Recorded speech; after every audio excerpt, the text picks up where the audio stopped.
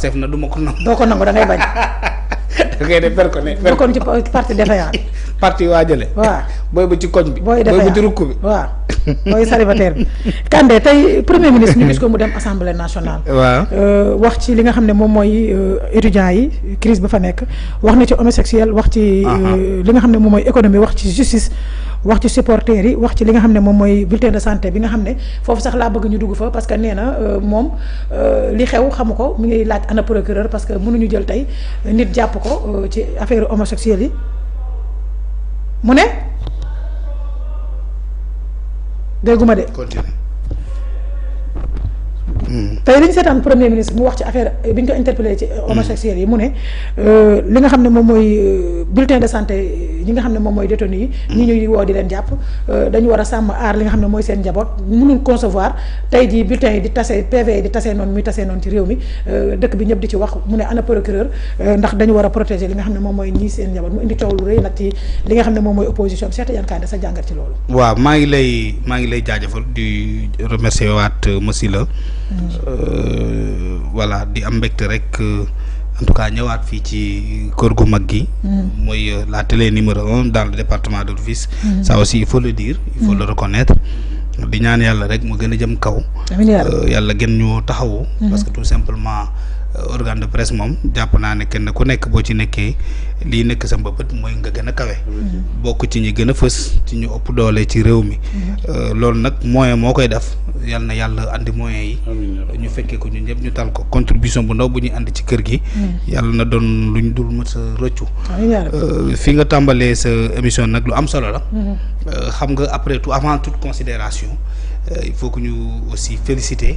Le premier ministre Ousmane Sonko. Pour régularité bi nga xam ne mu ngi koy andi ci dem assemblée nationale di wax ak en tout cas représentant du peuple. parce que loolu dañ ko inscrire ci calendrier républicain bi en toute sincérité daaw fi am ci yenn régime yi. premier ministre buy récurrent noonu di dem ci assemblée nationale defe naa bi mooy 3e fois mu koy def. lu am solo la aussi parce que nit bul nii liste trop. mooy bu amee yenn yoo xam ne d'accord ko boo gisee tuuti lu baax rek da nga koy wax. exercice bu régalien la dafa am solo parce que dina tax ñu mën a wax ak moom dina tax ñu xam fu mu toll dina tax ñu mën ko évaluer dina mën a tax ñu mën ko fàttali yenn yi donc loolu ce ne serait-ce que pour cela il faut lui remercier pour cette constance là. maintenant def na ko lu am solo la yàlla na continuer parce que dialogue boobu dafa am solo entre institutions yi ak les représentants parlementaires ñi nga xam ne ñoom ñoo ñu toogal fale ci assemblée ba man na su ma nekkoon député tey vraiment j'allais parler à Ousmane Sonko. j'allais lui parler sur plusieurs raisons parce que dafa am li jot a am à l'Assemblée nationale demoon na fa ba jëloon fa ay en tout cas ay promesses déjà waxoon na ci mbirum gerte gi. 450 000 tonnes la waxoon na dañ koy jënd fu mu toll nii defe naa 125 000 kese la gars yi jënd tuuti. bari na loo xam ne ba tey jii ñu toll nii jënduñu ko béykat yaa ngi sonn 125 000 tonnes wax dëgg yàlla tool bu baax ca Touba. bu njëkkaan Xelkom rek mën na ko génne ci gerte. Xelkom kese 125 000 tonnes donc mu doon loo xam ne il avait promis que ça se ferait. tey jii ñun ñëpp gis nañ ne tey la gerte gi gën a bari ci kër yi kenn jëndul gerte gi. béykat yaa ngi bëgg a dee seen gerte commencé na yàqu Kolda am na ñoo xam ne période bii ni période ngelaw la. seeni seko yi je pense que noonu lañ koy woowee. waaw mooy seko yi lakkoon na fii. lakk bu metti ñii gerte gi commencé na nëpp. ñu nekk ci période korité ku wax korité wax ndogg. wax xëdd loolu yëpp xaalis moo koy jënd. tabas korité baa ngi ñëw nit ñi jaaxle tiit ba tey kii nguur gi amu ci benn solution mu nekk loo xam ne ñëpp xam nañ ne réalité la fii ci dëkk bi. alors su ma nekkoon tey assemblée nationale loolu j'allais le rappeler à Ousmane Sonko. ñuy jaajëfal Aïssata Tall Sall je pense que elle a eu à brosser cela. alors li gën a doy waar nag tey c'est que Ousmane retourne à l'Assemblée nationale comme si dans ce pays comme ni ko xale do rien que y a aucun problème quoi. alors tu entends son discours c'est comme si l'homme vit dans une période de forte prospérité où le peuple véritablement mu ngi ci jàmm ju bari tu entends le discours, tu vois le comportement des députés de Pastef, tu vois Malick Ndiaye qui insulte à l'intérieur de l'Assemblée nationale. Le président de l'Assemblée nationale.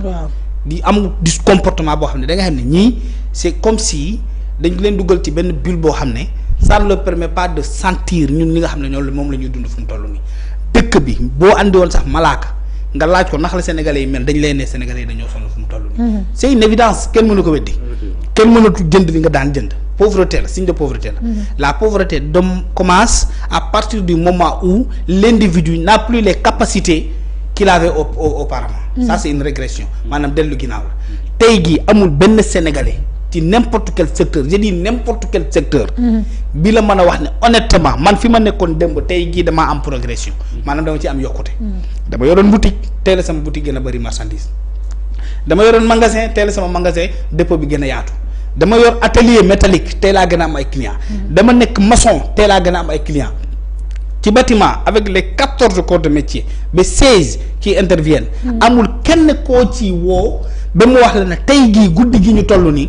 man sama activité dafa gën a jëm kanam dafa gën a yokk même jaaykatu gerte caaf bi doon ñëw ci atelier yi di dajak maçon bi dajak ouvrier bi amul lu muy jëndee mburu pour ndekki waaye yor na 100 francs boo xam ne bu ci jëndee benn mbuusu gerte wala ñaar jënd kaasu café mu dóor ci ba taxaw mën a téye toute la journée bu ñibbee këram ngoon mën a am añ jaaykatu gerte caaf boobu te fu mu toll gisul boppam ci réew mi loolu mooy dëgg ñun gis nga ñun bañuñu benn nguur bañuñu nit ñun Sénégal lañ bëgg Sénégal rek moo tax ñuy wax Sénégal nag mooy li nga njëkkee wax am na loo xam ne jaamu yàlla la ci ñun te il faut oser dire la vérité man Kandé mi da man dëgg fu may fekk même bu dee dama koy wax léegi ñu rey ma dinaa ko wax Ousmane Sonko bu fi defoon loo xam ne jàpp du mu ngi nii foofu laa tàmbale nee naa la lu mu def te il faut le remercier parce que tout simplement il ne faut pas être nihiliste lu baax da nga koy remercier mais lu bon da nga koy wax ba ñëpp xam ko tey la posture de Ousmane Sonko la posture de Bassirou Diomaye Faye parfois sax dañuy fàtte Diomaye mais réew mi Diomaye bokk na ci ñi ko gën a yàq parce que mooy le président de la République loolu mooy dëgg dafa am sens am ku mel ni Ousmane Sonko moom mooy assumer Bassirou Diomaye Faye li nga xam ne moom la Sénégalais di traversé moom moo koy dëkku lépp mooy jël lépp yendu ko wax na ko yaa ngi dégg loolu mooy sensu Diomaye mais le malheur de ce pays ce n'est parfois pas Ousmane Sonko c'est Bassirou Diomaye Faye parce que c'est lui qui doit assumer cette responsabilité là la responsabilité de prendre le Sénégal fu mu ko fekk yóbbu ko à un niveau beaucoup plus élevé pas par le bas mais par le haut maanaam sur le plan yokkute réew mi dafa tëgg woon ci émergence tëgg woon ci progrès ba ñun le vocabulaire bi ñu amoon ci réew mi c'est un vocabulaire de développement émergence plan de sécurité yooyu nga daan dégg PSE plan Sénégal émergent ay bourse sociale donc mais yooyu ay adduction en eau potable mais sox éclairage gis nga les mots là yooyu lañ dëggatul eau potable adduction mais solaire mais les mots les MOT yooyu nga xam ne boo ko déggee rek dalay yóbbu ci yokkute mais vocabulaire boobu fu mu toll nii kenn déggatu ko le premier ministre tout le temps quand il parle mais il critique le régime solaire tey nga dem ba assemblée nationale ne le pétrole mais vous imaginez le premier ministre Ousmane Sonko ne pétrole bi du ñu amal njëriñ fii ak 20 ans maanaam même bu Diomaye amoon mandat bu mu jeex deuxième mandat muy fukki at nga jël réew mi joxaat ko Ousmane Sonko muy fukki at mooy 20 ans kon Sénégal ñun ci jafe-jafe yi ñu la ñu nekk man xaw ma ndax dégg lu Ousmane Sonko. pétrole bi gaz bi zircon bi ngay wax. mais pétrole la wax. les ressources naturelles. d'accord nee na fii ak 20 ans du ñu amal njëriñ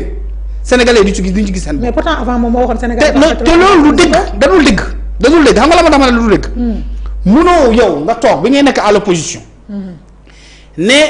le régime bi fi nekk dañ ne ñu jaay pétrole bi.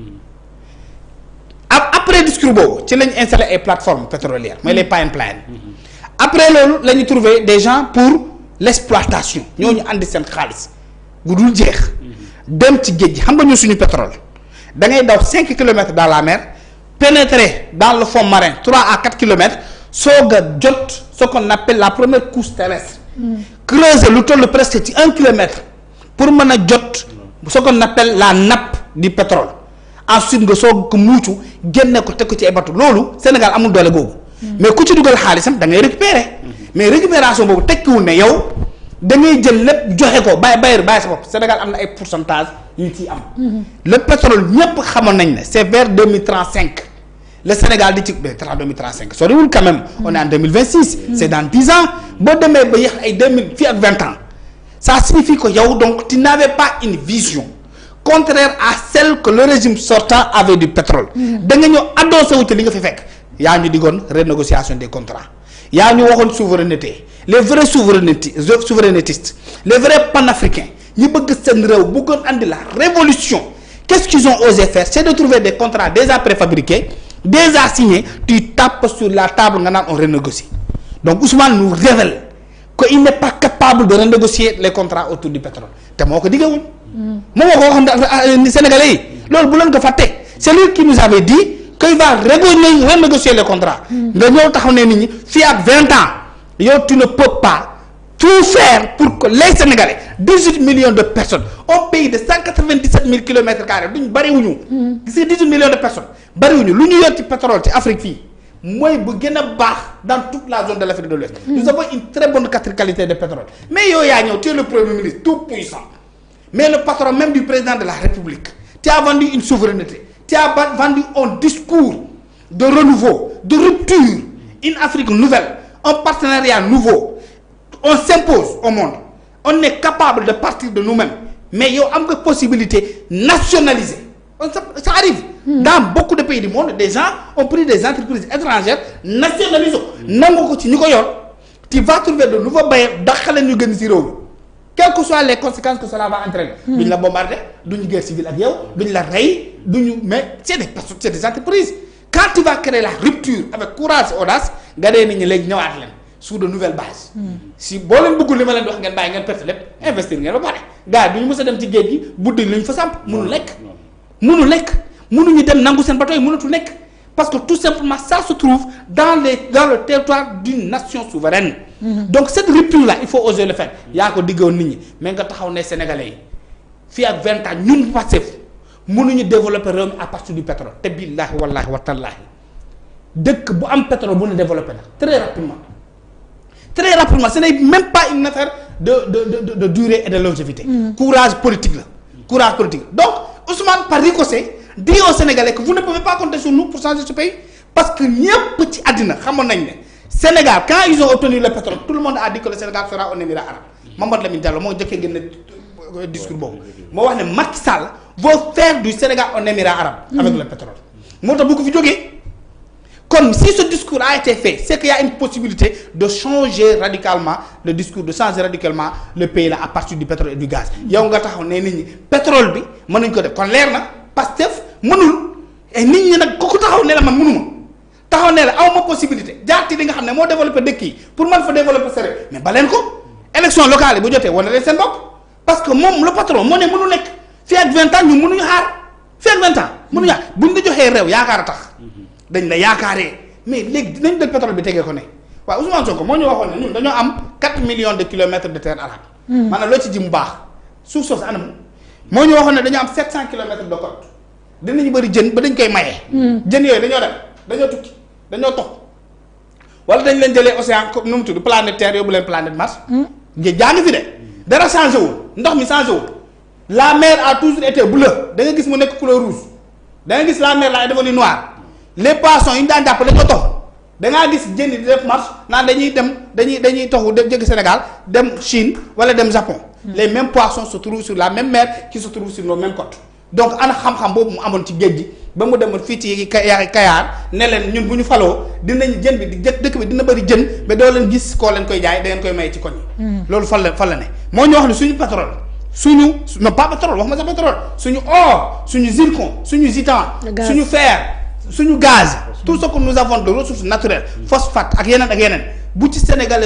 sukkandikoo def une bonne politique de gestion de ces ressources naturelles on n'aura ni besoin du pétrole ni du gaz ni du FMI ni des institutions financières xam-xam boobu fan la ko jaar tey à l'Assemblée nationale il s'est révélé xam nga ma la moo ma denc ci Ousmane Sonko moom lu mu xam da koy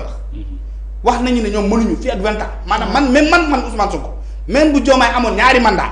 man ma ñëw ngeen jox ma ñaari mandat réew mi fu mu mel nii duñ ko mën a soppi xanaa leer na léegi Sénégalais yi ñoo war a am dëgg-dëgg te jàpp naa ne ils vont décrypter ce message parce que tout simplement le patron du projet vient de dire aux Sénégalais que dans 20 ans nous avec notre projet on ne pourra rien changer du Sénégal kon da ngeen di gën a souffrir fii ak 20 ans nag bu ñu ko bàyyee nii ñun ñëpp ñu torox